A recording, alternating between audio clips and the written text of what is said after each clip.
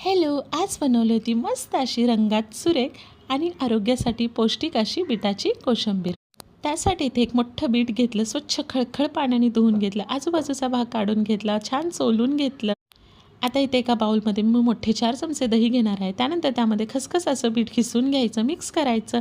त्यानंतर त्यामध्ये भाजलेल्या 2 चमचे दाण्याचा कूट टाकायचा, छान मिक्स करायचं. चवीनुसार मीठ टाकायचं आणि थोडासा चाट मसाला टाकायचा. छान मिक्स करून घ्यायचं आणि बाजूला ठेवून द्यायचं.